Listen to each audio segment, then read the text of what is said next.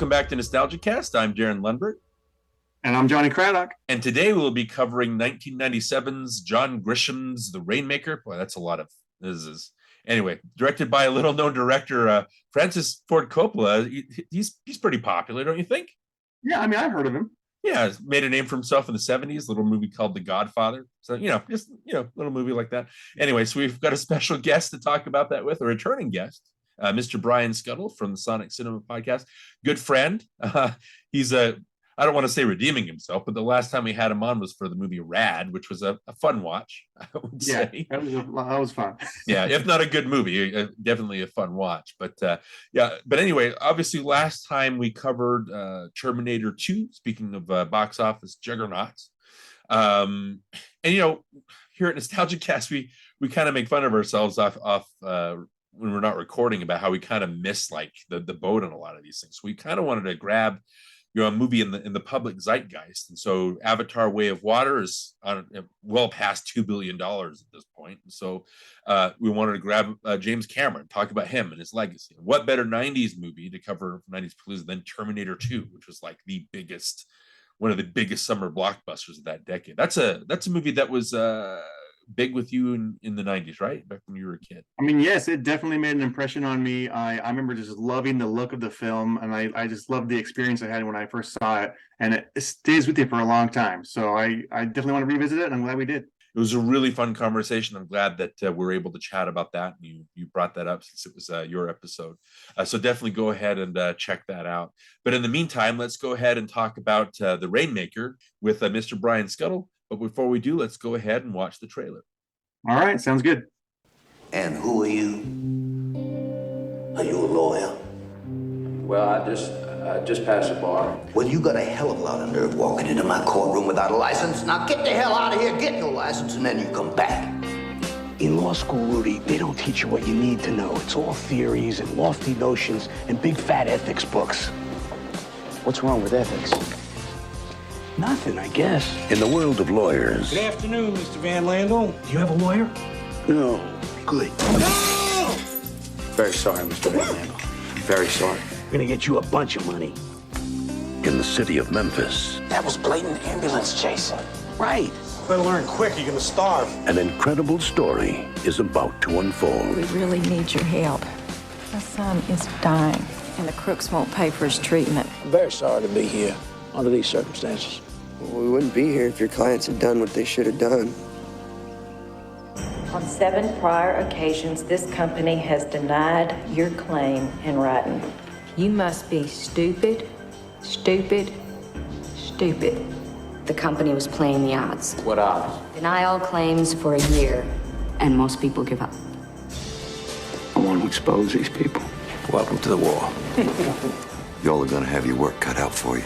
Jury tampering, tax evasion, money laundering, you name it. You better watch your back. Are you scared? Yeah. What are you doing? I hope you are astonished at the lengths to which a wealthy insurance company will go to take money from a low-income family and then keep it. I advise you mind your manners. You're in the big water now. Do you even remember when you first sold out? This got all twisted, didn't it? This legal profession.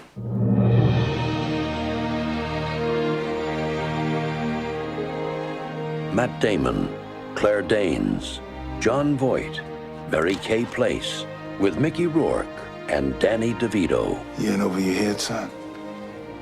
Absolutely. JOHN GRISHAM'S The Rainmaker. There's nothing more thrilling than nailing an insurance company.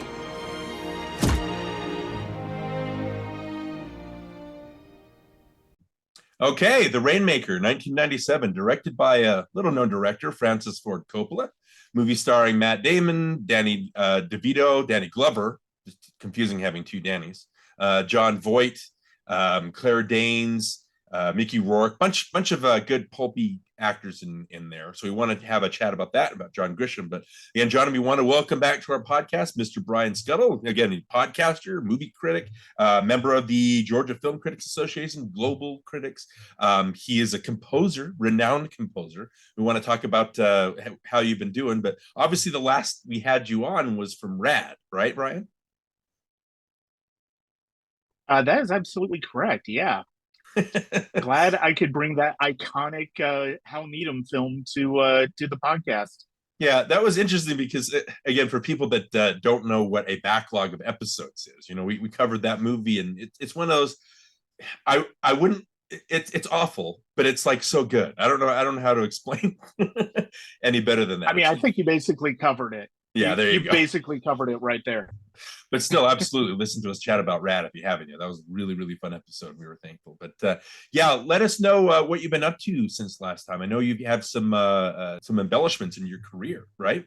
If you follow me, it's at www.sonic-cinema.com. I have the movie reviews coming fast and furious, usually try to get to like 10, 15 movies a month that I'm reviewing. And then the Sonic Cinema podcast, which we cover a wide variety of topics. We've covered everything from Jurassic World Dominion to Jess Franco to The Godfather earlier this year. And I am a composer, as Darin said, and I actually scored my first feature film called Player PhD. It's from a filmmaker I've known for a while, Brian Ackley, and it's coming out right around Thanksgiving. So be sure to check that out on Bandcamp. Wow, that's cool. Yeah, that's awesome. So, Johnny, you had some questions about Brian's decor, right? Yeah, Brian, I noticed behind you the Mystery Science Theater 3000 poster, and then I can tell the Crow is also behind you. But what's the one directly behind you? I can't see it because you're kind of blocking it there. So the one directly behind me is Vertigo. Mm-hmm. You are correct on the Crow, obviously, and then Mystery Science Theater 3000, the movie, which I've gotten signed over the years by most of the MST3K cast, both the original as well as the the iteration with Mike Nelson and during the sci-fi years. But also to my right, which you cannot see, is 2001: A Space Odyssey. Okay. And in front of me is a poster for Buster Keaton's Sherlock Jr., as well as Amber Benson's feature directorial film Chance. Wow. So yeah, I've got a wide variety covered here. Was Sherlock Jr., is that your favorite movie? Did I read that somewhere? Okay, all right. Sherlock Jr. and The Crow are basically like 1A and 1B. You've appeared on, was it with Robert, with Crooked Table, you covered The Crow, right? Yeah, we talked about The Crow last year on Crooked Table. We actually just got done with Cloud Atlas earlier this year. Right. On Crooked Table, and we actually did a Sonic Cinema episode as well, talking about the score for Cloud Atlas. So, yeah. Yeah, I just... sorry, I've got so many podcasts, so I just barely caught up on those two today, the Cloud Atlas episodes. Those are really great. It's a movie that takes a lot. You just can't devote like half an hour to talking about Cloud Atlas. That's a movie that you did a crossover, and so that was good that you guys did that again. Very, very informative, like Sonic Cinema always is, like Crooked Table always is. But this is you. We want to talk about you, chat up you. So it's Sonic Cinema covers all these movies in like a wide breadth, and you've got all these reviews and just constant. You're a constant fixture. And again, hearing you, that Player PhD, that was your first like movie that it's my first feature film. Yeah. Okay. I've done a couple of short films in the past. But yeah, this was the first feature. I've reviewed a few Brian's films over the years, and we've been friendly. He's been on the podcast. We've talked about not only his work but other films as well. We talked about Payback, the Mel Gibson film from 1999. I believe we talked. I think it was him I talked about Bring Out the Dead with, the Scorsese film. And he just reached out to me earlier this year and like, hey, I've got this movie I'm working on. I'm interested in having you on as composer. What do you think? And it's one of those things where it's been a lifelong dream to compose for film. It's something that I really have wanted to do since high school. And to be able to finally have that opportunity as for feature film was really special and really challenging in a lot of ways. Yeah, again, that's awesome. It's great seeing friends achieve their dreams. It's definitely something, that score. I know it's available. We want to make sure that we get people aware of it, and so they can maybe get a hold of it if they'd like. Again, all the music you mentioned, 2001. I know that you're Beyond the Infinite, like this. That was the one that you did the accompanying score for, right? Yeah, basically, and that was a personal project. That was one that I came up with in college because that movie was such a foundational experience for me. From a musical standpoint as well as a cinematic standpoint. And then I also did a Western inspired album, song Visions of the New Old West, that was kind of inspired by the Morricone Italian Western scores. Both of those are available on Bandcamp and basically streaming at a wide variety of places. So yeah. Right. Yeah, that I never got a chance to tell you, but that 2001 score is very. I don't want to say it's very Brian Eno. It felt like it was very earthy and transcendent, I guess is the word I want to use. I didn't have a chance to tell you that I listened to it, but that was a while back. But listening to it again today, it was like, yeah, this is very. It puts you in a mood, and so I like that. Like, not a lot of people do those things just for fun, where they kind of accompany a movie that they love kind of with their own music score. Johnny, sorry, you were going to say something. Oh, just curious, when you scored the movie, did you play all the instruments yourself? Did you have to hire out for anyone to come play anything that you didn't know quite how to do it, or how'd that work? Did you do everything yourself? So unfortunately, we don't have the budget to bring in musicians. So basically, it was all created electronically. Okay. Basically, for Player PhD, it was basically playback of the score from Finale or the notation software that I was using. With the 2001 one and most of mine, I played as much as I could in terms of the electronics and stuff like that. But I have occasionally had other people, friends of mine who play specific instruments, come in and record with me. So that's always been really fun to be able to have that happen. Yeah, that's cool. Yeah, and doing the electronics, that's not something that's Hans Zimmer. That's how he started. So that's nothing. Being able to do it from a small budget, that's definitely a place to build from. So nothing wrong with that. That's a very great place to start. So you also mentioned, it's interesting because this movie, you mentioned Scorsese, and so that's a director that we haven't covered. Obviously, we've talked about Spielberg, Coppola being another director. We talked about Lucas, but it's interesting that we've never, for NostalgiaCast, we don't cover movies by these great directors. So Francis Ford Coppola is one of those. It was interesting watching this movie again, thinking, we never covered a Francis Ford Coppola movie. We never covered a Scorsese movie, and maybe there's no need for it because everybody knows they're great. Well, we might cover eventually. Eventually. So yeah, so it's just interesting being able to talk about that. So just kind of seeing into our movie for the night, talking about these 90s movies, Brian, that was one of the main things. I was playing around on Twitter mentioning all these movies and stuff like that, and you were like, yeah, that'd be interesting. Like, there's you too, you kind of grew up in 90s movies, correct? Or you cut your teeth on them? Oh yeah, I mean that was basically the mid 90s especially were my formative years of watching movies and really falling in love with movies as an art form, and really wanting to dig deep into the art form. Especially The Rainmaker came out in 1997, and that's probably one of my favorite movie years in my life. It's not to say I think it's one of the best, but so many films that I love came out that year. Coppola, even though we have like I said, we've mentioned him in the past, but we never really delved. We mentioned The Outsiders, but we never really delved into his movie of his per se. But like the topic I was coming around to at the 90s, like one of the things that was big was Tom Clancy novels, like the techno thriller. That was really big in the 90s. You had Hunt for Red October and Clear and Present Danger, Patriot Games. Those are a part of, like I said, the lexicon. Another thing too is John Grisham novels. like all of a sudden people love these legal thrillers, and they started like attaching themselves, and everybody wanted to be like part of a John Grisham legal thriller, kind of like superhero movies are today. But if we were to again see into the Rainmaker, let me ask you, Brian, like how did you, first of all, two-tiered question, how did you come to Grisham? And then what is your experience with him as an author? And then how did you come to the Rainmaker from that? Was there a history? Did they tie in together? Not really. I mean, I really came to Grisham through the movies that were being made of his work.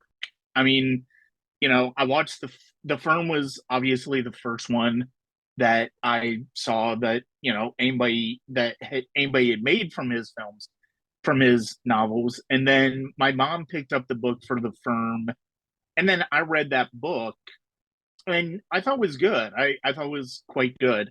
Then as the movies started coming out, we continued to watch them up until, I mean, I think like Runaway Jury was the last one we watched theatrically. I mean, that's one of the last ones that came out too.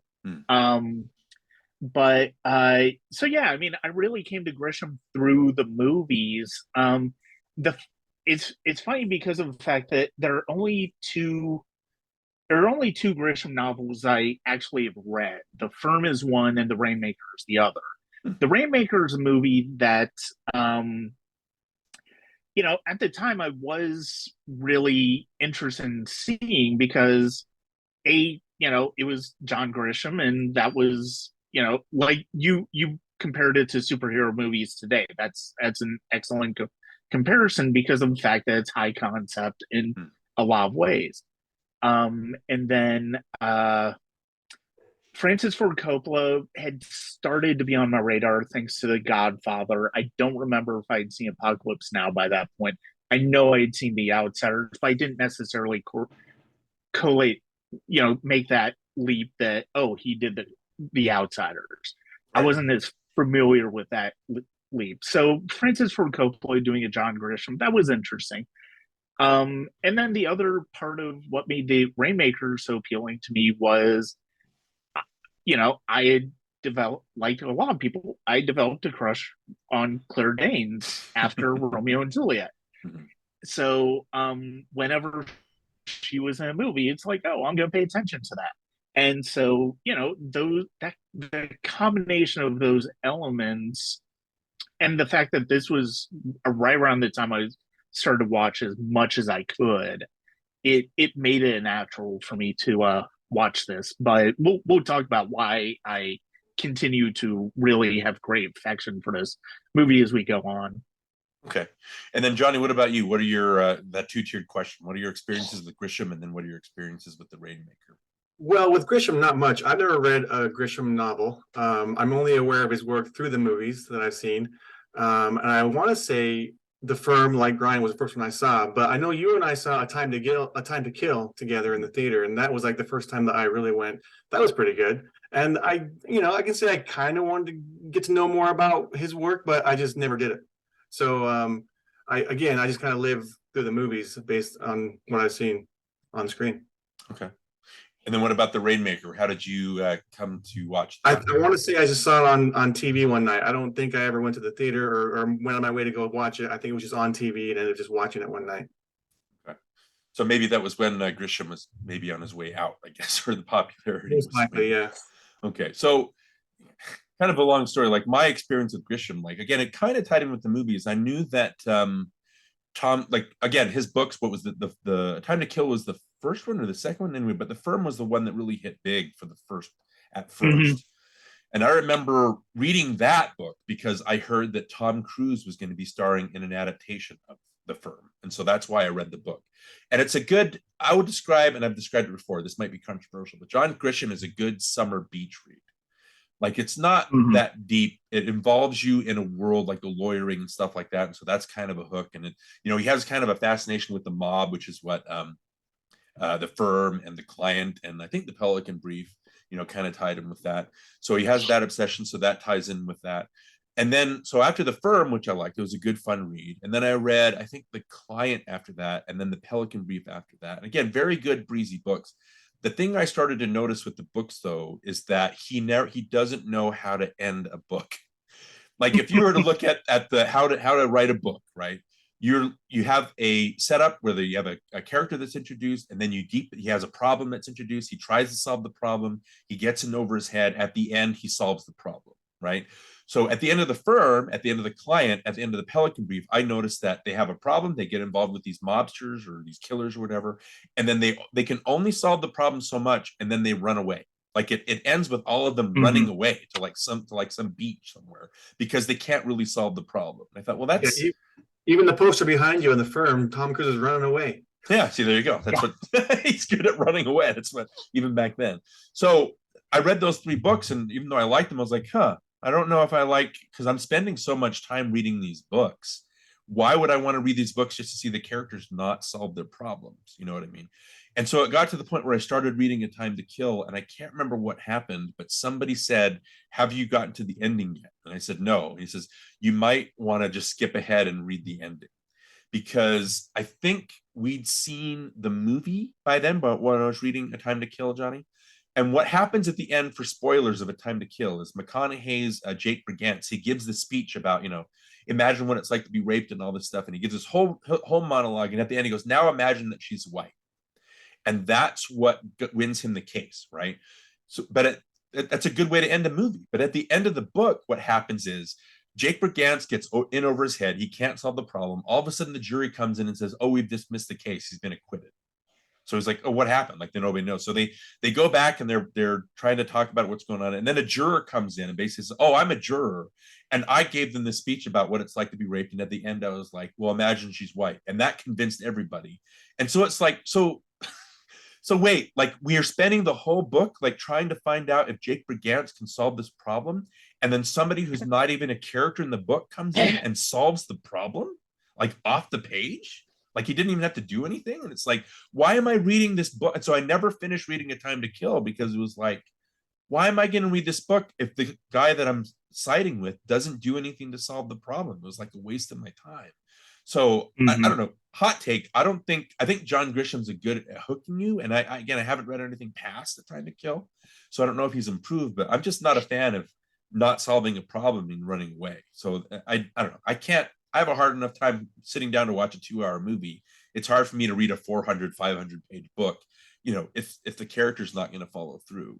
He even kind of runs away in The Rainmaker because he kind of quits practicing law for a while to think about things, kind of figure things out. And so you're like, that's in a way kind of running away.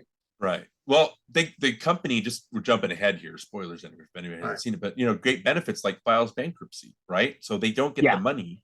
So again, it's kind of a cop out. Like when they go to see the mom, is her name Dot? Dot Black.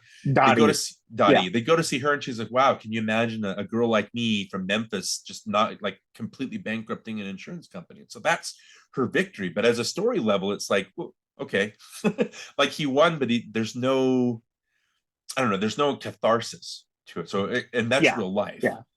So again, it's interesting that way. But I just thought, and then what I liked about the Grisham movies, what's great about The Firm is that it's a little outlandish, but I love the way that the Mitch McDeere character in the movie is able to solve his problems so that he's able to kind of get some semblance of his life back. So he fights back and he talks with these mobsters. And so that was controversial at the time because the screenplay went out of its way to solve the problem, which is kind of what you need to do in a movie. And then A Time to Kill obviously fixed that by having, again, what a dumb, what a no-brainer. Like, why would you not have your hero solve the problem? So giving Matthew McConaughey the speech at the end of that movie solved that. The Client's a good watch, but again, at the end, the boy has to run away. He and his mom have to run away because it's the mob, right? There's never going to be any outrunning him. So I don't know. John Grisham's interesting because again, he's a good hook, I think, but as an author, I just think I just lost interest because I just couldn't,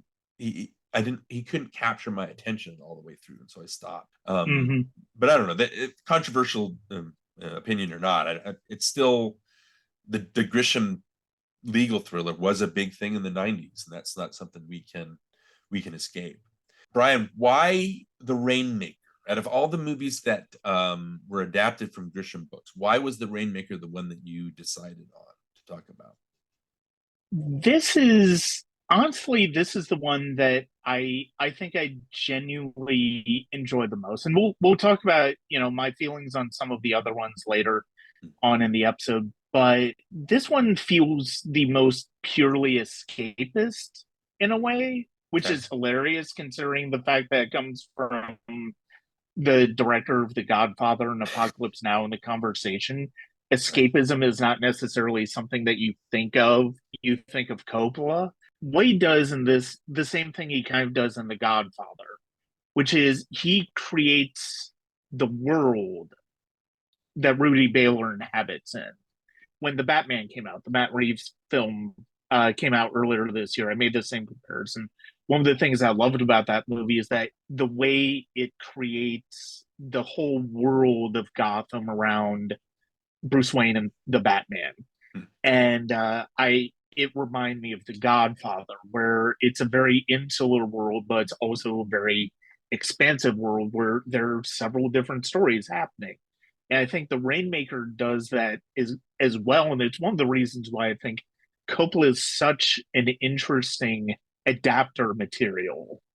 And I think he's capable of bringing something out of material that maybe brings more depth out of it than you might have gotten in the material. Because I mean, a lot of people look at The Godfather, they recognize it's a great movie, and it's one of the few book adaptations that I think most people say would be better than the novel itself. The interesting thing about Coppola is I think he got all his genius out of the way like early on. Like he has The Godfather, he has Apocalypse Now, he has Godfather 2, he has The Conversation. Those are 4 movies that are, top tier movies. Like it would be in my top 50, maybe my top 20. And they're just so formative. And then after that, I think, was it Places in the Heart that was his first slip? No, One from the Heart is the one you're thinking about. I've seen the big ones with Coppola. I'm not as familiar with a lot of his 80s stuff. Outsiders might be the only 80s film of his that I've actually seen. But I think part of it was you look at the hubris that he shows in Heart of Darkness, the apocalypse documentary on the making of Apocalypse Now. And I think what you see is somebody whose arrogance almost takes him down. And I think part of it in what I've heard of some of his movies in the 80s and then obviously the 90s, I think part of it was twofold. I think part of it was him trying to be a classical studio. There are some studios who just were not able to adapt to the times of the 80s, where high concept and event movies were more what people wanted.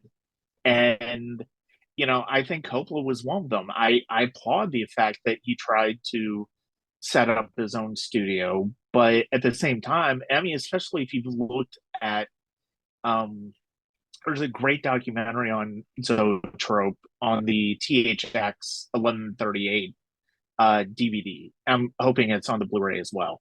The George Lucas film. There's a great, because that was one of the first Zoetrope films. And Zoetrope would have, if he could have done something better, if this was still the 70s way of making movies, I think he could have still carved out a really great place and been the successful independent filmmaker. But that's not what audiences wanted. And so by the time he gets to the 90s, him having to make The Godfather 3, Bram Stoker's Dracula, and then his other 2 movies in the 90s are Jack, which everybody agrees is a terrible movie. Right. And then you have The Rainmaker, and both of those are essentially director for hire movies. And you feel like those are, and then he really hasn't done anything significant since. I mean, everything else he's done is independent films that he's basically funded with his winery. And I think that's part of, I think that's part of what you see in the evolution of Coppola as well, is the fact that you see him evolving as a businessman and being kind of out of touch as a filmmaker with what the people want. I think one of the things that's kind of interesting about the Rainmaker is that you see him, he basically picked up the Rainmaker, the book, to see just what people were responding to, and he decided to make the movie because of that. So, and I think he found a really great way into it. So yeah, I think Coppola is a really fascinating filmmaker for a lot of the ebbs and flows of his career. Okay. Jonny, did you have any thoughts on Coppola? Like, how familiar are you with his movies? And then what do you think of that, like, kind of career trajectory where you go from making movies that are arguably masterpieces to making movies that are just, like The Rainmaker? I don't want to disparage it at all, but it's not up to par with like The Godfather. It's just a good entertainment. But what do you think of that trajectory as a director? If I didn't know that The Rainmaker was a Francis Ford Coppola movie, I wouldn't know. You know what I mean? If it wasn't something that I already was aware of, I'd be like, oh, who did that? Coppola? Because it didn't seem like a Coppola movie to me. Like, I know you talk about the world building and stuff, but I didn't really feel like I was watching a Coppola movie. It just didn't seem like it, because I guess I'm used to the, more. I guess it's kind of a slow burn, but I'm used to the Godfather, just the sense that kind of movie gives you. I didn't feel that with this movie at all. And the thing is, I really love courtroom dramas. I've always liked, one of my favorite films is A Few Good Men. A Time to Kill has more of it because there's this there's more of an urgency because of what happens in A Time to Kill. Yeah, we're taking down a big insurance corporation in The Rainmaker, but the urgency isn't really there. And so it just feels like it's not that important. Do you know what I mean? Like, yeah. Even though I see what they're trying to do, and I think they accomplish that, it's just, it doesn't have the excitement that A Few Good Men and A Time to Kill and these other courtroom dramas have. Okay. Well, I want to see if Brian agrees with me here too. Like, I kind of see what you're talking about, Jonny. It's like, I kind of agree. Like, if I didn't know it was a Francis Ford Coppola movie, if I turned it off before the credits started, it would have been like, oh, that was fine. Like, there wasn't anything wrong with that. And then when you see it's Coppola, you're like, huh. Like, it's, again, I don't know if it's a question of him losing his way, because I think, again, those formative films are formative. There's no arguing that. Those created a lot of the cinematic language that we're used to now. And I think he's, like with The Outsiders and Rumblefish. Brian, if you haven't seen Rumblefish, I'd recommend you watch that. It was probably his best one since those first four. It's kind of an offshoot of The Outsiders, and it's shot in black and white with some colors to kind of mimic the main characters, like color blindness. I think Bram Stoker's Dracula is a very sumptuous looking movie. I don't know if it's like a masterpiece level kind of thing, but it is an interesting movie, and I like that it exists. And then you have The Rainmaker, which is a good, you mentioned the story of him finding that book in an airport and reading it. And yeah, that has a part of it. Like, yeah, I want to see what people are reading, but it's also a question of, well, I'm Francis Ford Coppola and I haven't had a hit in a while. And so I know the John Grisham books are hitting big. If I do this, I'll have a hit on my hands. So I don't know. There might be some of that ties into it that he's not telling us. But what I noticed about The Rainmaker, I watched it, and this time specifically thinking, okay, why is this a Francis Ford Coppola movie? Like, what makes this a Coppola movie as opposed to just the director for hire type thing?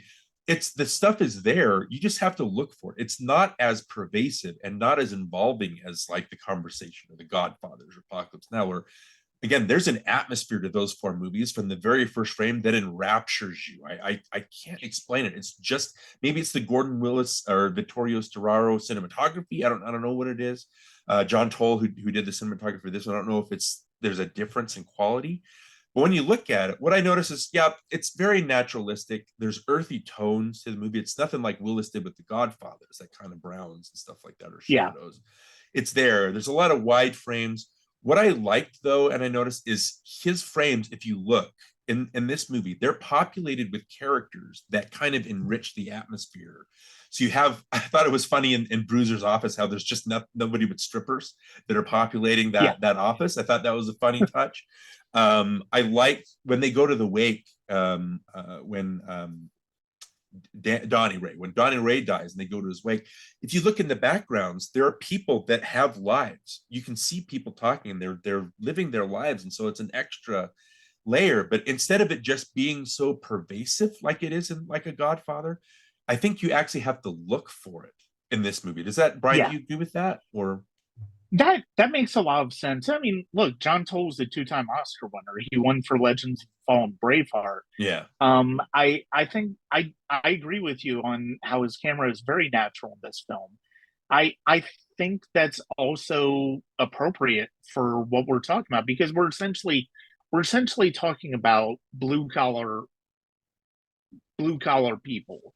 We're talking about people who don't have the means of a Corleone family, or the, this isn't a story of, this isn't a journey the same way Willard is going on in Apocalypse Now, or it's not as, outwardly, paranoid, conspiratorial the way the conversation is. You're dealing with something very different here. And this is kind of Coppola working in a very populist mode. And I think that's really kind of, in a way, this is almost a Capra film in a lot of ways. It's almost, it's very Capra-esque in a way. It's very much more than any of the other Grisham movies that we got. This is truly an underdog story, and I mean, so you're basically talking about, the good guy is Rudy Baylor, and the bad guys are the insurance company, and then their lawyers, and then all that. And I think that's really kind of, and so I think the fact that Coppola is able to tap into that to a certain extent, and like you were talking about with the wake of Donnie Ray, it's and there's some beautiful touches with his family in particular. When I rewatched it for this episode, Buddy, his father, who's played by Red West in this film, the drunk father who's just mute, and he does kind of some goofy things there now, but there are moments in that movie that just flatten you. He's at the wake after Donnie Ray's died, and Rudy brings him the picture, and then he shows the picture to Keeley and the lawyers in the courtroom at the end of the movie. And there are moments with him in particular that I just absolutely love in it. It gets to the emotions of the character in a way, and what they're going through in a way that I think is really interesting, and does speak to how seriously Coppola took this. I mean, he could have just said, "Oh, this is just gonna be a pop boiler. I'm gonna do this." No, he did something that I think is genuine, and I think that's one of the reasons why I do think it's upper tier among the Grisham adaptations. I mean, Grisham himself has said it's the best adaptation of his books, he thinks. Yeah, and so again, these legal thrillers are formula pictures, right? I mean, there's nothing wrong with that. It's just there's only so far that a lot of them try to do. And the Rainmaker, even though I think it's populated with, like you said, moments, like I think going to your point, Johnny, about it seems a little more lackadaisical. It seems like there's nothing really urgent. But I think the problem with not the problem, but the difference between the Rainmaker and say the Client, or say A Time to Kill, or The Firm, is there's nothing particularly sensationalistic about the main crux of the Rainmaker. Like you said, Johnny, it's just it's an insurance company, right? There's nothing like cinematic or exciting about that. It's more of an underdog story, kind of like a sports movie underdog kind of thing. But and maybe this is a sticking point too, but there's the only sensationalistic part of this whole movie is that whole deal with Cliff and Kelly, like their story, like where that climaxes with a full-on like kind of action scene where it's like Rudy beating up, like, they're beating each other up and stuff. And it ends with like a bat to the head. That, and the way it's resolved, even where it's just kind of a throwaway thing where he goes to pick up Kelly from jail, and it's like even an 80-yard line where he's like, the prosecutor's not to convict because they're never going to get a conviction out. Like it's tied up in a way. I wrote down that as a note. It's like, it's a relief that this story is over with because I just think that even though it's satisfying seeing Cliff get his head caved in, I think that might be my least favorite part of the whole movie, just because it's kind of tonally so different from the rest of the movie being so. I don't know. It kind of feels like in those 80s movies, like Three Men and a Baby, where they try to introduce this like drug subplot to kind of like wake everybody up in the middle of the movie. Johnny, with the sensationalistic stuff, what do you think of that? Me saying that about that scene, do you think that sensational part fits in with the rest of the movie? Is that part of the problem for you? No, I don't. I don't think that fits at all, really. In fact, that whole sequence where he was like, destroying the house and the whole fight, it was just kind of like out of place. Like, even though, like you say, you wanted to see him get his comeuppance, it was kind of like, what is this? Why am I watching this? Here's the other thing too. When the movie first starts, you don't really know which case is the main case. Like, you don't know what's going to be the main story here. Like, what are we really following? They introduced all these different characters and so you're not quite sure what you're watching. So it takes a while to kind of like formulate. And so when they do finally like come to the climax of the Kelly and Cliff story, like you said, I was like, oh, good, I'm glad that's over. But it was it was out of place. It didn't really fit. Yeah, Brian, is that a sticking point for you, or do you think that fits the movie? So I agree that it's definitely the most sensational aspect of the movie in terms of the tone. I do think it does fit within the larger framework of the movie, though, and this is why. Because part of what we're seeing Rudy literally become a lawyer before our eyes. We see him, he's just getting out of college. He's at his first job. What does that first job look like? What he's showing us essentially is the nuts and bolts of becoming a lawyer. Some of the other characters are already lawyers, or they're not quite there, or they just get caught up in over their heads than they expect. In the Rainmaker, Rudy Baylor, we're basically following him becoming a lawyer, and he's finding out what that means, and what he eventually learns in this movie is that I'm not sure how I feel about what being a lawyer means, it in the actual implementation. Because, what we see with Great Benefits, what we see with Cliff and Kelly, and we don't necessarily get the impression at the end of the movie that he feels comfortable with what entails being a lawyer and what the potential is in terms of, well, what are you going to do if you're presented with certain things? The reason why I think the Kelly and Cliff situation works is that a lot of this movie is about exploring inequities in the system against poor people. We see it in the Great Benefits lawsuit, and not only how that resolves, but the fact of the matter is, it's also an indictment of the healthcare system we have in this country that just preys on poor people. And then, in any other story, they would have enough, and we see the uphill climb that they have to try to even get some semblance of a win out of that situation. And with Cliff and Kelly, what we're seeing is it's essentially a cliched character and a cliched arc, but what we're seeing is the ways that domestic violence is difficult for women, not just in the physical implementation of it, which we really don't see. We just see the aftermath of it with her, but we see how the system is basically stacked against her because a lot of people don't necessarily take it seriously, or they think, oh, well, it's like, he says he loves you, so it's like, it's okay. Well, no, it's not. And I think that is where both of these stories come together. Now, I definitely agree. It's like when the Kelly Cliff story is ultimately resolved, you do have a sense of relief, because by that point, the Great Benefits storyline is the main storyline. Plus, you kind of get the feeling that the Kelly and Cliff scene is there for a potential love interest for Rudy.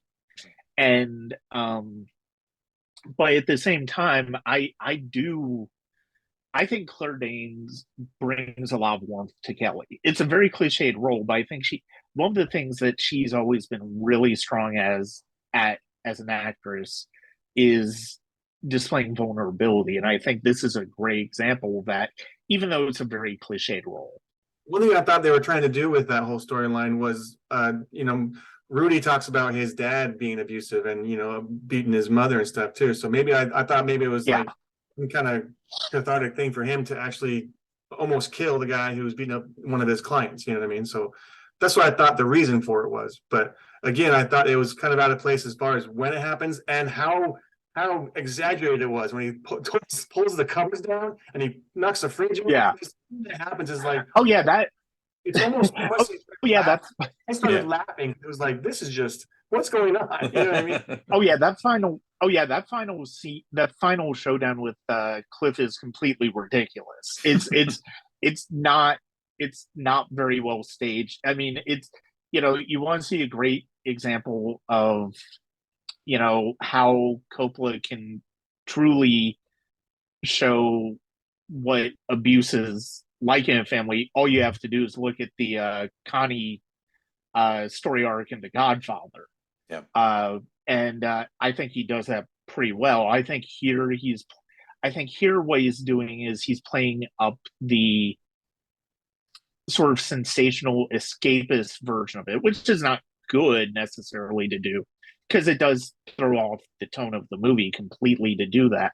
But at the same time, I think one of the things that the main reason that scene ultimately works is because we discover the game that ultimately Kelly is playing in this situation. The realization that, no, you weren't here. This is between me and Cliff. I need you to leave now because this is not good for you. This is what I need you to do. And I need you to be able to help me through this, but not here in this moment. But no, I mean, it's completely, I agree with you with that. That fight scene is really silly and really over the top the way it's done. The one thing I do want to point out, the other scene that is really kind of silly in that whole storyline is when they're at the movie theater.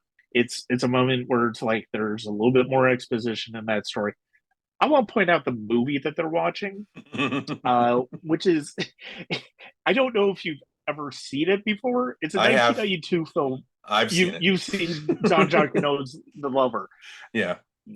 Why, first of all, is that implied that A, this movie takes place in 1992, and B, if it doesn't take place in 1992, what movie theater in Memphis, Tennessee is showing that movie? Yeah. The only thing I can think of is that they needed a movie that was not explicit enough to be out and out pornography, but also explicit enough to where it's a weird like backdrop to this burgeoning romance. It's interesting. Yeah. I wrote that down. I was like, why are they watching The Lover? And listening to the commentary from Coppola, he's like, well, I wanted something erotic. And I was like, okay. So, but if you're going to tie in that plot, if there's, I can see how they tied it. I just think that it's, first of all, the scene it doesn't match the rest of the tone, because the rest of the tone is so lackadaisical that they have this over the top scene. It's kind of like, it's not jibing correctly. It's like two different movies all of a sudden that are interfering with each other. So that's why I don't think it works on an aesthetic level. But on a story level, I liked, and I'll come around to this, but I liked how everybody is complicit in Kelly's story. Like the first time you see her, she's at the hospital. He comes in, Cliff comes in and he's talking to her. Then he yells and he spills the coffee on her and he storms off and he throws the chair, and everybody just kind of sits there and they watch and they don't do anything about it. A nurse comes and helps. later when Rudy's woken up in the middle of the night, like he wakes up and because Kelly's been beaten up, and they go and they're at the jewelry store, like the security guard's there, like her friend or coworker is there. They're complicit in, they know what's going on in her relationship. She's not hiding it from anybody. And then later, after she takes advantage and takes some agency and is able to, you know, give Cliff what he deserves, there's the scene where you have the neighbors that come out and they go, oh, he's finally killed her.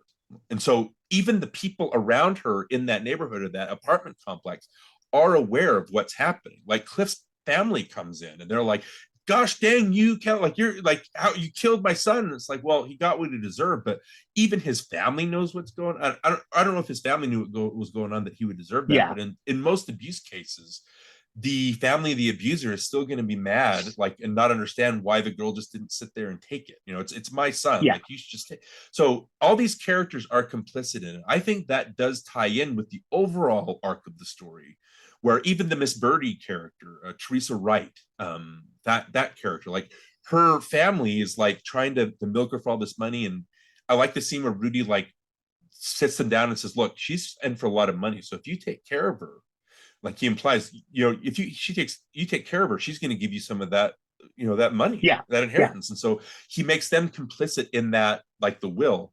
And then obviously the stuff where they introduce like Jackie LeManchik, how she's like was forced to sleep with a lot of the law firm members and stuff like that. And so she's complicit again in there. Everybody knows what's going on.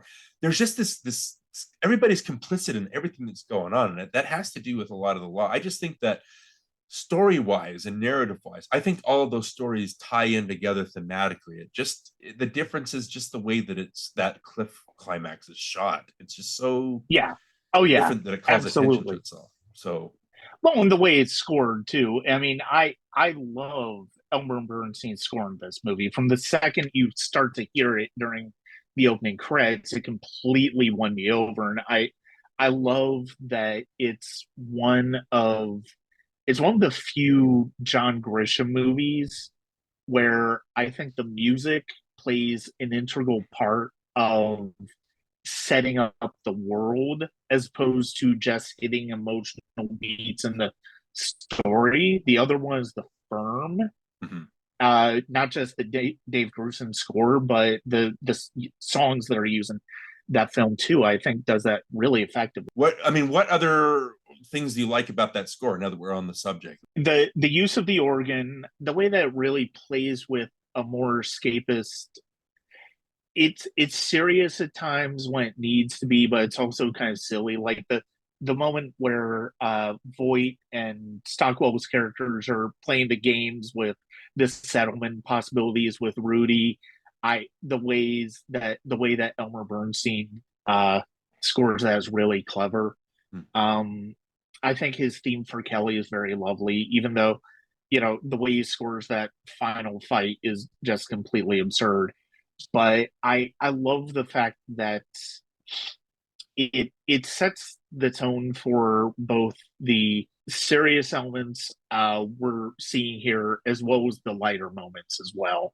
And that's something that I think Bernstein had a real gift for. I mean, he was as talented as a serious composer as he was a comedic one. I mean, you listen to his score for Ghostbusters and you listen to his score for Far From Heaven, you can see how he can do both.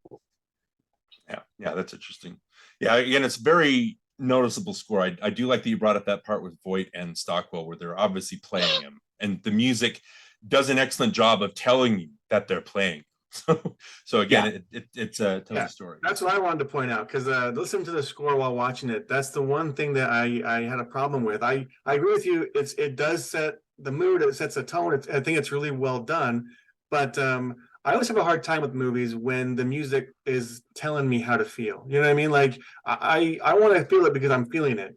But when the music tells me right now you got to feel this way, and then it kind of like does this music swell or something, I felt like, not to use like a, you know, lawyer terminology, but I felt like it was leading the audience. You know, you're being led to feel a certain way. So that was the only problem with it. Even though I think it was effective, I just think like it did too much of that. But anyway, Darren, I also wanted to say this real quick, that we kind of touched on it. You know, you couldn't really tell it was a Coppola movie. And my even though I like this movie, and I'm not saying anything negative, I did enjoy it. I had a lot of fun watching this movie.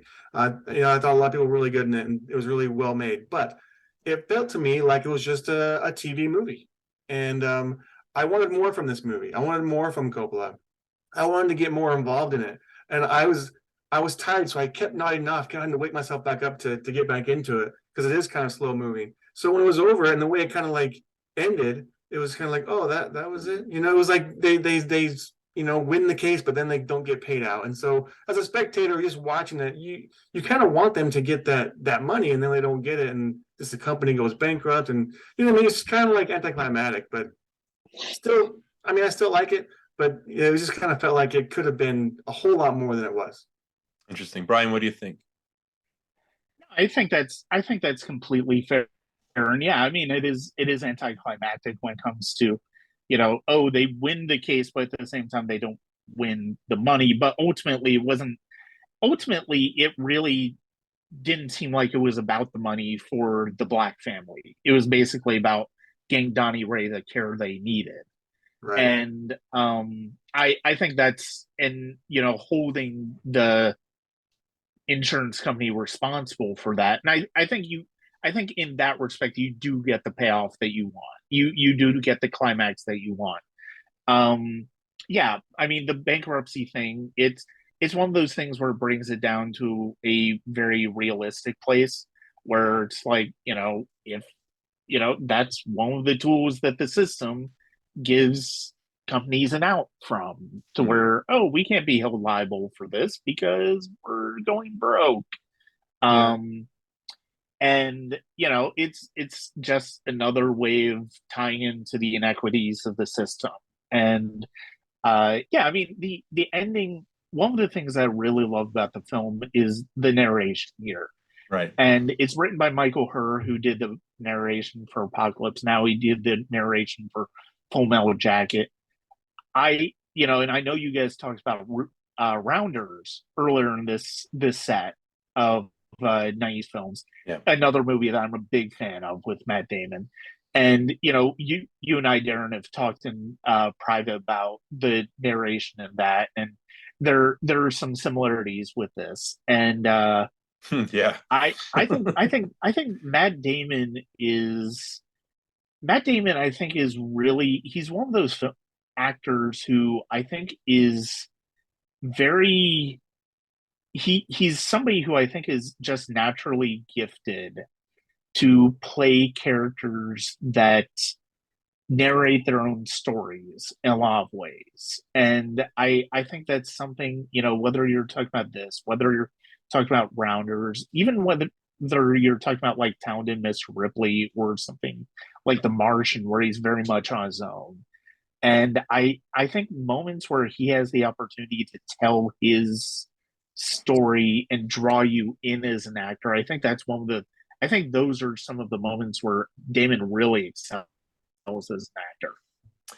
Yeah, that's a good segue to talking about the acting. I think, Johnny, you're right in that it does like an episode of Law and Order is what it feels like some of the time. You know what I mean? Yeah. The only interesting, that maybe not the only, but the main visual stylistic choice that Coppola makes, I thought was interesting, and you don't notice it when you're watching the movie, is that set, the courtroom set that they're in. He built that so that the ceiling can lower depending on the situation or raise, depending on the situation that movie is in. So when the movie starts and they're the first time they're in that courtroom, you see that there's a window in the back, and you see how tall it is. It's one section of tall windows, and then there's another, like a pane of glass that goes above that tall section, and that's where the ceiling starts. Later, when they bring Jackie LaManchik in, again, Virginia Madsen, another actress that kind of adds like to the pulpiness of this movie. Like when they bring her in, all of a sudden, if you look again, the ceiling is lower so that there's no upper pane. There's just the lower tall pane. I didn't notice that. Yeah, and then there's shots of Rudy that the ceiling, it looks like it's closing down on him. Like, again, because the case is turning against him at this point. I thought that was a very interesting visual that I did not notice. I felt it because obviously it's in the script, but I didn't notice that the ceiling was actually lowered until Coppola in the commentary pointed it out. I was like, oh, that's interesting. That was a good, fun choice, like that you put that in there. And it's not something that you normally look for. So there's at least one stylistic choice besides making it feel like Memphis. I know it feels like Memphis. There's nothing too sensational, but it does a good job of establishing that. With the acting too, it's like, it's so weird watching this and watching Rounders, knowing that in between you had Good Will Hunting, which was shot before this, and then you had Saving Private Ryan, also that were released in the middle there. And it's interesting that some people like Coppola could tell that Matt Damon was an exciting actor and something to latch onto, you know what I mean? And so he was able to see that. John Dahl was able to see that. And I think it's interesting that this hit before Good Will Hunting was even a thing. And then Rounders was around as it was filming, as Good Will Hunting became a hit. And so there you can see the trajectory there, even to the point where Matt Damon is on set of Rounders and he gets a call from Steven Spielberg on set to star in Saving Private Ryan.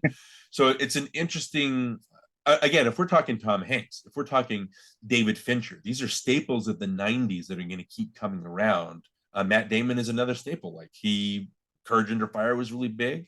School Ties, I think he was in that and started his trajectory kind of. And so it got to the point where, again, he was a major star at the end of the decade. It's an interesting point. You know, and it's one of those things where you mentioned the fact that this came out before Good Will Hunting. It would have been interesting to see what would have happened had this movie come out after Good Will Hunting, because this was, you know, it was an okay box office toll. I mean, it was okay, but it wasn't, you know, what these Grisham adaptations did at their best. Yeah. You know, it was fair. It's interesting to wonder what might have happened if Paramount had held off on this for a few months to see, and, you know, maybe wait until the spring. But honestly, nobody knew what was going on, what was going to happen with Good Will Hunting. But Paramount also had a movie after this called Titanic. And, you know, that became the biggest thing imaginable. But the fact of the matter is, this was also near the end of the Grisham run. I mean, you know, by 1996, you know, with The Chamber, people were kind of getting burnt out on his stuff. And I mean, there are only a couple of other movies of his work after this that became theatrical runs. I mean, everything else was TV. So, but yeah, I love this cast. I mean, you know, this was the second time in that fall we saw Danny DeVito as a character who was kind of on the edge of legality, but at the same time, he's still very entertaining. I love him as Deck in this movie. Mickey Rourke is fantastic in this movie, and I love that he's somebody who's clearly very corrupt, but in a way, he's not quite as corrupt as the lawyers that the insurance company has. He's very honest in his corruption, as opposed to John Voight and his team, who very much just, you know, they don't give a shit. Right. I love Dean Stockwell as the judge, the first judge on the case, and then Danny Glover comes in and it's like, oh, hey, things are suddenly turning in the positive direction. Virginia Madsen is terrific. Mary Kay Place as Dot Black is really good. And Johnny Whitworth in his few moments as Donnie Ray is really good. Yeah. I remember seeing this in it, Teresa, right? I remember seeing this in the theater and having Roy Scheider pop up, and I think I yelled out, "That's Roy Scheider!" I think I was so excited. I was so excited to see him. So yeah, another good addition to the cast there. Yeah. So sorry if I interrupted you there, Brian, but like talking about like the cast and everything, I think to Johnny's point, it's there are times when it feels like a TV movie, but I think when you have all these actors, the thing that I think Schumacher got it. I know that Pollock got it, and I think Coppola gets it. These are, again, summer beach read novels, okay? And so they're very pulpy, and that's what you want. So the Firm, again, like superhero movies, right? You have the Firm that's populated with Gene Hackman and Wilford Brimley and Hal Holbrook and Ed Harris and Holly Hunter and Gary Busey and all these. It's packed with people. You have the client has Tommy Lee Jones, and it has Mary Louise Parker, and it has Susan Sarandon, and then you have Time to Kill that has Matthew McConaughey, it has Donald Sutherland, it has Oliver Platt, it has Sandra Bullock, it has Samuel L. Jackson. Like superhero movies, they're populating these movies with these top tier actors to let you know that this is serious business. And I think that works in this movie too, where even if it feels TV movie-ish, you have these actors that are stalwarts that keep popping up. Like I wrote you last night, Brian, I was like, Danny Glover is so good. Like he comes in and he's like the relief, right? He's so funny, and he's so he gets such joy out of being able to admit that the stolen evidence. Like he looks at Leo, he's like, sorry, Leo. You see the joy on his face. And I love the part where they're, they find out that Stockwell's character has died of a heart attack, and they go into Kipler's his name, Glover's character, the judge's chambers, and they're trying to dismiss the case. And he's like, nope, we're not doing that. Nope, we're not doing that. Nope, we're not doing that. And the lawyers just, they don't have a say.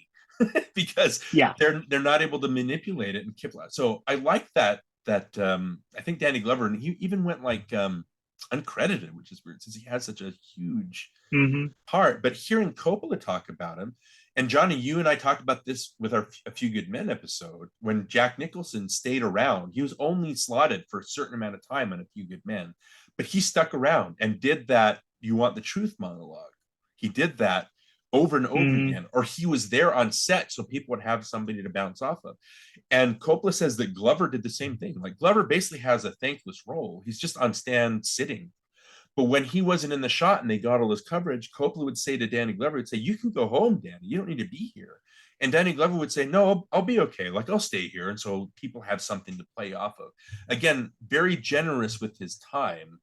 So even though it does feel TV movie-ish, when you stack this movie with so much cast, it feels like a movie still, because you got all these top tier actors that are in there. And I think Coppola gets that, like he got with those other good Grisham. Well, and I think that is a tribute to Coppola himself.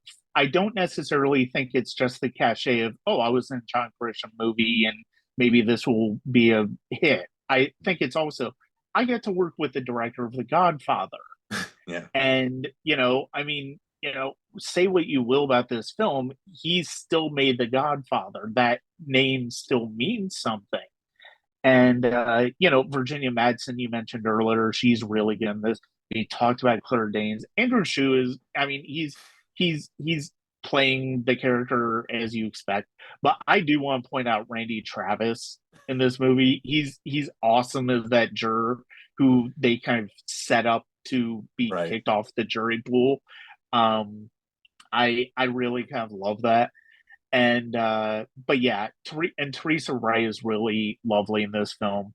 But this movie works with all of them. You need all of them to be doing what they can do to bring this movie, home. And I think it's a lovely example of using an ensemble. I mean, this year had terrific ensembles. I mean, you look at LA Confidential, you look at Boogie Nights, which Grant, I'm not a huge fan of, but okay, fine. I mean, I understand that it has a lot of love. And you have The Ice Storm, which all those 4 movies alone all came out this fall, and they all had massive casts. Were just tremendous. Is this necessarily one of my favorite movies of all time? No, I don't know that I would necessarily say that. But it's a movie that I have a lot of affection for because I am a big underdog fan. We kind of talked about with Rad, which very much is an underdog movie. It just doesn't necessarily nail everything that you feel like an underdog movie should nail. I think this nails what that movie should be, what that underdog formula should be. It's very Capra-esque in that way. And I think that's one of the things I really like about it. I think the only thing that you need with The Rainmaker is more 10-speed bike dancing. Oh my God. That would be all. Go ahead, Johnny. I would definitely agree. I think having these A-list actors who are really good at their craft elevates the movie. It makes it a better movie, and it's engaging, and you want to watch what's going to happen to these characters. And this story is well told enough that it takes you through it to the end. And so I appreciate all of that. But I wanted to point this out. The other thing that made it feel like a TV movie for me was the jarring and kind of disjointed feeling I got from the editing. There were some moments where it would like cross dissolve or fade out in weird places, or it'd fade out too quickly or too slowly. And it was like, what's happening here? Why are they doing these weird fades and cross dissolves? And when you think it should just be a straight jump cut to the next scene, it doesn't. And you're like, whoa, is there time passing? What's happening here? You know what I mean? So those kind of things kept taking me out and kept making me think, what am I watching? Yeah. Mm-hmm. I had that as a note. I had, boy, there's a lot of fade outs. The one that makes sense was when he dies and it fades out because he's died. I mean, that makes sense. When that was a good shot. Yeah. A good editor, it should be invisible. And I understand being an editor, you want to like you do clever edits and make it, fun to watch. And that's good too. So you either want to be really clever with your editing or you want to be invisible. If you can do those two things, then to me, that's a master editor. But in this one, I think they fell short a little bit with the editing. Yeah. Interesting. I think, and I don't know if you've mentioned this in NostalgiaCast before, but I'm not a fan of the fade out. Like, I think that's a really lazy way of cutting to the next scene. It's like, well, there's no creative way to do this, so we'll fade out. I don't know. That's just my, that's my opinion. Unless, like, bringing up a Tom Cruise movie, I liked in Mission Impossible, there's 2 fade outs, but they both signify a change in an act. Like when Ethan Hunt finds out he's been the target of the mole hunt and he escapes from that aquarium restaurant, it fades out, starting the second act where he's him trying to solve his way out of it. And then it gets to the point of the end where you find out, again, bringing John Voight in, but we find out that Phelps is alive and he goes back to see Claire and you can tell that Ethan doesn't know if Claire is in on it or not. And so he's going to solve the problem, and then it fades out and then it fades back in to start the third act. I think that works because it's punctuating the narrative. Some of the things that I come back to when I think about this movie are the cast, the score, and just the way that this movie kind of makes me feel in terms of that underdog sense of feeling. So yeah. And you were trying to close this out earlier by giving your opinion of it's not the greatest movie ever. We talked about it. It's like, this is fine. The movie's fine. It's a good crowd pleaser. It has crowd pleasing moments. Like you want to be entertained, it entertains you, right? It's just not, like you said, it's for some reason it's just not on the same level as those first few Coppola movies that he made out of the gate. Like he doesn't have the same passion. It seems more like just a movie that he's just making to make, as opposed to it coming from his gut, I think. And that's a difference. I don't think it's a negative per se that it's just an entertaining movie. I just think that it's not quite up to snuff with his best stuff. And I don't know what the difference is, why he doesn't have that same passion. I don't know. I want to get another final word from you, Brian, but what would be your final word on The Rainmaker, John? I mean, where would you fall on it, I guess? I mean, other than what you've already said. Yeah, I mean, I definitely enjoy it. I think it's a well-made movie. There's some great acting. I think it's a great script. I haven't read the novel, but it probably seems like it'd be a pretty good novel. After watching the movie, it'd be a fun read. So I might do that later. But yeah, I mean, overall it's a good movie, but it's not what I expected from a Coppola movie. And it just, some of the things with the music and the editing kind of took me out of it. So even though I enjoyed it, I don't know. I'm not sure what to really say about it. I mean, I like it, but I don't love it. Okay. All right. And then Brian, to kind of put the cherry on top to close this out of the Rainmaker conversation, what else would you have to say about this movie, explaining it to somebody, say, that hadn't seen it before or that was interested? The reason I was excited to watch it is because it's interesting to see filmmakers when they're going, especially great filmmakers like Coppola. And, you can say a lot about some of his later films, but he is a great filmmaker. I mean, you have that run in the 70s, you are a great filmmaker for all time, regardless of whether anything after that comes close to what you did at that time. I like when filmmakers like Coppola, like Spielberg, like Scorsese, like De Palma even, work in a manner where I don't know if I'd necessarily say they're subverting your expectations of what you expect from them, but just wanting to bring just real craft to a story. And I think, and it's interesting to see the types of stories that those filmmakers do that with. And I think that this is an example of it with Coppola, maybe not on the same level as The Outsiders, but I think it came out with the same impulse where it's like a similar impulse where it's like, I want to challenge myself to do something that's a bit lighter, that is something similar to what I did in The Godfather, but not necessarily in the same serious high art mind that I did with The Godfather. And I think he does that. And I think I love the cast here. I love the music, and it's just really a film that I knew that I wanted in my collection because of the fact that I just enjoy watching it. And sometimes that's the main reason to have a movie in your collection. Yeah. Yeah, that's a perfect way of summing that up. I didn't realize that I had the special edition version of the DVD. I thought I still had just the bare bones edition. And so watching it last night, I pulled in, I was like, what? Like, I had this the whole time? Like, it's got a Coppola commentary on it, and I haven't watched it yet. I was like, oh. So yeah, I agree with you. I'm glad that again, it's a staple. Like, Grisham adaptations were a staple. And so that's definitely something that you can't escape when talking about 90s movies. So again, thank you for bringing The Rainmaker to our conversation, Brian. And usually at this point in our conversation, Johnny, this is the part where we sign off and we tell Brian our guest to take a hike. But since we're bringing him back, other than Ruth, like as our returning guest, I thought it'd be fun as kind of like a penalty, I guess, for coming back onto our show, that we'll maybe invite our returning guest to take part in our outro topic. And so if we each wanted to give our top three, like if Brian, if you wanted to start with your third, and then I'll take it, and then Johnny will take it, and we'll just go down. We'll cross pollinate. If others come up, we'll just chat about those. So go ahead with your top three. Okay, so starting from number three, I thought hard about this one because I haven't seen most of the Grisham adaptations since they came out. It's been a long time since I've seen A Time to Kill, The Client, Runway Jury, which I remember really liking. But I think for my number three, I am going to go with The Client. And the reason I'm going to do that is because of the dynamic between Susan Sarandon and Brad Renfro. And we lost Brad Renfro way too young. He was a tremendous talent, and you could see that immediately in his performance in The Client. Joel Schumacher gets a lot of shit for his Batman movies, and rightfully so. But the fact of the matter is, I think he's somebody who I think he understood the appeal of Grisham in this and in The Client and Time to Kill that really makes sense for those. Okay.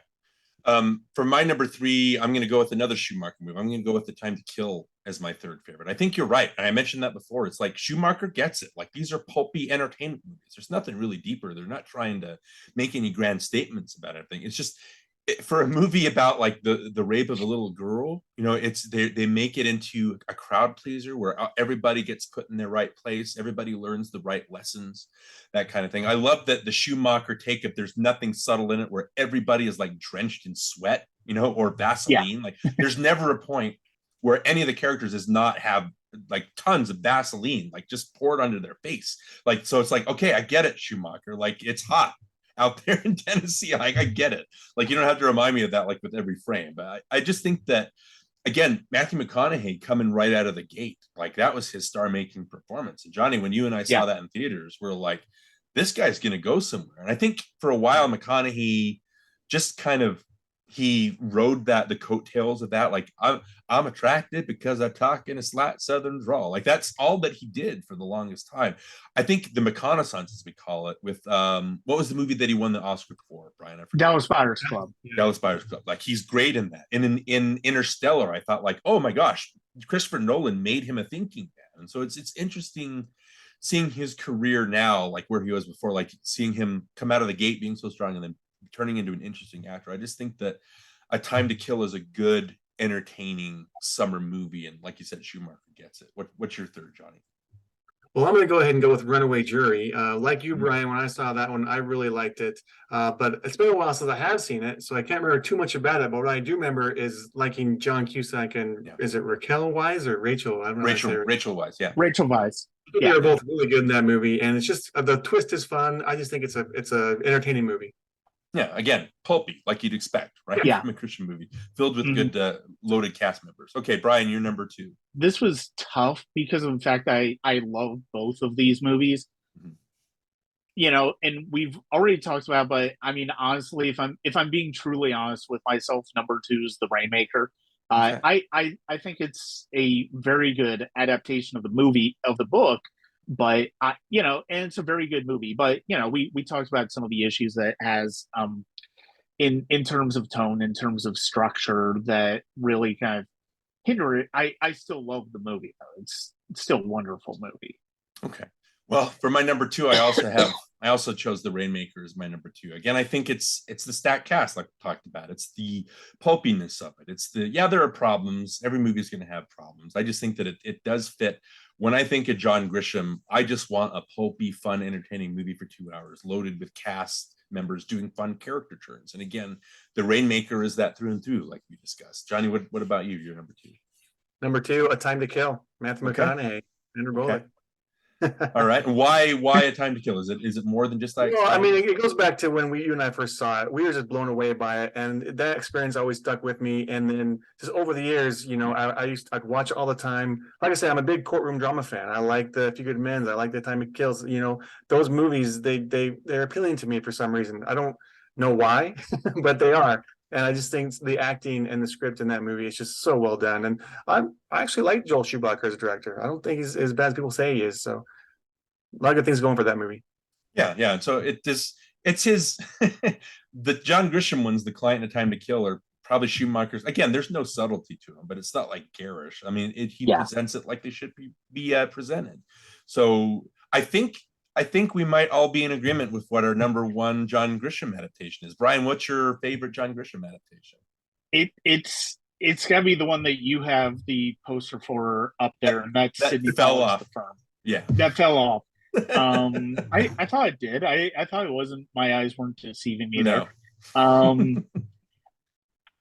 You know, it's funny. We talked about the pace being very leisurely, and it's very low key and very entertaining in The Rainmaker. The Firm moves like a bullet at 2.5 hours, and I'm always terribly impressed, even when it comes to scenes where it's just very dry legal speak, or whether it's scenes between Tom Cruise and Gene Triplehorn.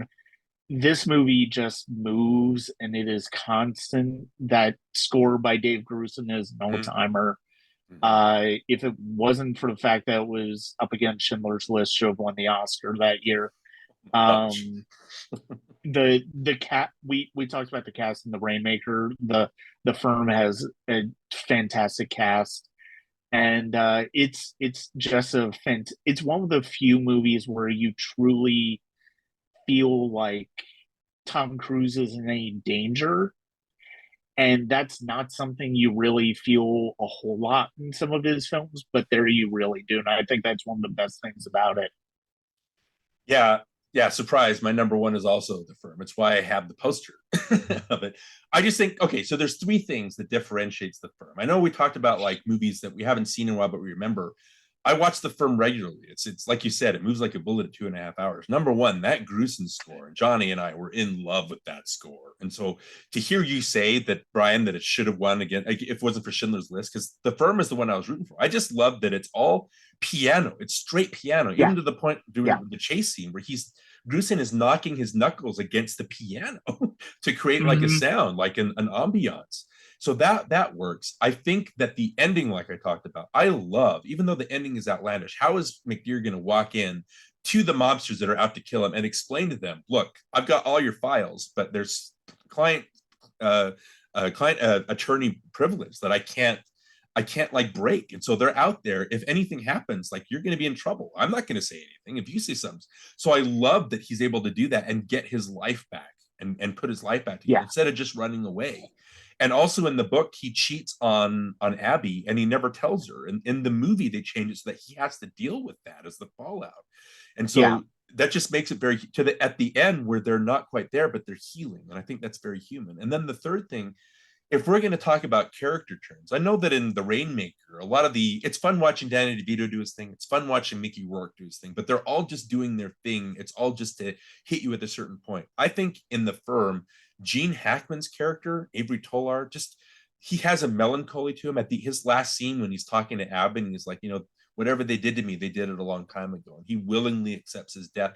There's an extra layer to Hackman's performance there that sells it as more than just a character turn. He's actually playing a person. I thought was just fantastic. So yeah, The Firm is it's always been my favorite, just because I love the cast. I love all those things. So that definitely still works. Mm-hmm. Johnny, I'm wondering if you're going to have a surprise in store for us. What's your Christmas with the Cranks? That's it. That's all. I mean, that's right. He did write that script.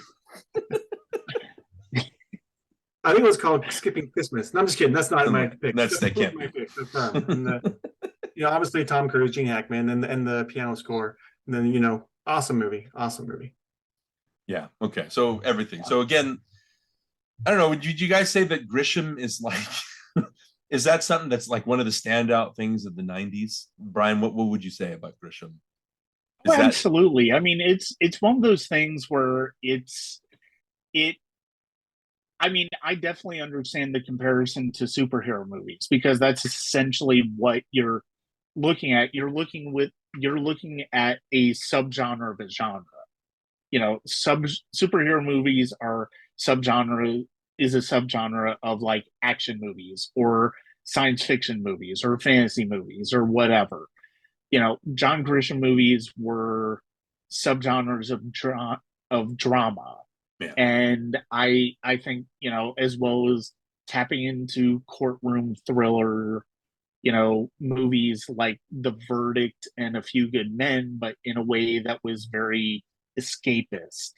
No, I think that is an excellent comparison to for John Grisham movies, to say, oh yeah, they're kind of like superhero movies. Well, I mean, yeah, you're not wrong there, because I mean it's a formula that was built off of them, and it's one that was bright for a while, and then as people started to really become enamored with spectacle, I mean, they kind of went away. And it's interesting to see how those things fade and come and go into focus. And it's kind of wild that here we are, we're kind of going about 20 years into this era, 20 plus years into this era, what superhero movies are doing.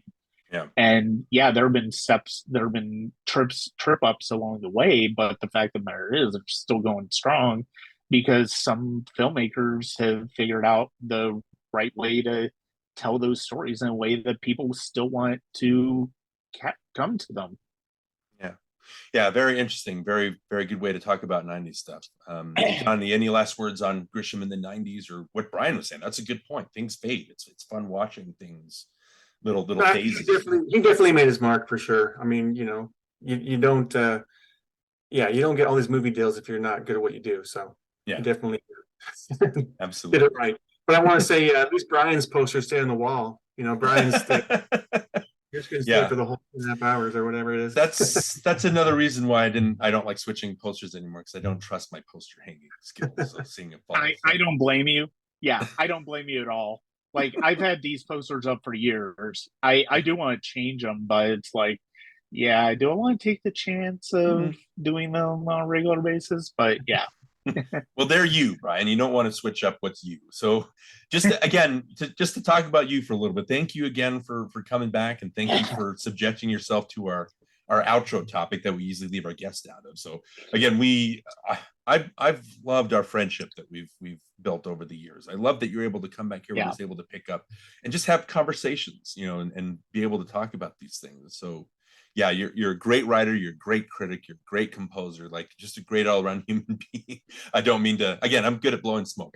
I appreciate your friendship and you being able to come on and just be kindred spirits with us. So if you wanted to explain to our listeners again, where can people find you? How can people get a hold of your music? How can people? The main hub for everything is www.sonic-cinema.com. My print reviews are there. You can find links to my YouTube channel for the Sonic Cinema podcast, as well as all of the episodes of the Sonic Cinema podcast. You can also see blasts about music and writing about some of my favorite music, which I've done over the years. A couple of years ago, I did a blog on my favorite albums of all time, and so you can get that. You can also go to the music page. You can check out some of my original compositions there. You can listen to the first 5 of my albums on Spotify, iTunes Music, or Apple Music, Google Music, or YouTube Music. Okay. On YouTube, in fact. But also everything is available currently. All of the albums and EPs that I've done are currently available on Bandcamp, including my upcoming score to Player PhD. And check that out. And Darin, it's always a pleasure to talk to you. And I definitely look forward to doing it whenever we hit on an idea of what to talk about. It's great. Okay, awesome. Again, thank you so much, Brian, and we'll talk to you soon. Jonny and I, Brian won't be back, but Jonny and I will be back after a brief Rainmaker clip to talk about our next episodes. We'll see you in a minute. And I'm just wondering, do you even remember when you first sold out? And we're back. Again, we want to thank Brian Skutle for rejoining us for that episode and for recapping our top John Grisham movies. John Grisham, I like that we're covering a lot of these 90s. We've mentioned this before. We got the Tarantinos, we got the John Grishams, we've got like Terminator 2 special effects, things like that. So I like that we're having these conversations, and I like that Brian was able to bring that to the fore. But again, we're skipping our outro topic because we talked about that with Brian. That was his part of his punishment for coming back on doing our top 3 Grishams. So what did we want to do? Yeah. Punishment in quotes. But what do we want to do for our next episode? Well, I have a surprise guest to join us next time. And tell what it is, and by the way, he didn't choose the movie. I chose it for him, but I thought he was probably going to choose it. So anyway, we're going to come back with our surprise guest, and we're going to talk about Braveheart. Mel Gibson directed. Oh, I think I know who our surprise guest is going to be. Because that was really big with him back in the 90s. I think that's maybe it's still his favorite movie. We'll have to talk about that. But funny story is going back to Brian, because what we do, again, we give our guests like 3 choices to choose from, unless it's our special guest or who do we just chat with? We've got Crimson Tide coming up with my friend James anyway, and I didn't give him, I just said this is the one we're doing. But Brian, one of the ones that he chose was Braveheart, and I was like, oh, I don't think I want to talk about Braveheart because I don't want to talk about the Mel Gibson factor. And I guess I didn't get that across to you. So we can't. So I guess we'll go ahead and cover Braveheart. Again, it's, we've got so many of these stars that are just falling by the wayside or falling from grace. And I think as long as we can have that conversation, but I think they can get kind of tiresome. I think we can still acknowledge their body of work though, and what they've accomplished. And Braveheart was an essential movie in the 90s, and it won Best Picture, Best Director, right? Didn't it? I thought it did. Yep. Best Picture, Best Director. It's done the blockbuster. Let's do the Academy Award winning movie. So I thought Braveheart would be a good one to pick. Okay, yeah, that'll be good. Yeah, okay. So we got special guests covering Mel Gibson's Braveheart next time. Sounds great. And I guess we're good to go until next time. Just remember, words of wisdom from Deck Shepard. What's his name? Deck Scheffler? I can't. Scheffler, whatever his name is. Just the piece of advice is, what they don't teach you in law school can't hurt you. That's good advice. All right. Okay. Well, we'll catch you next time.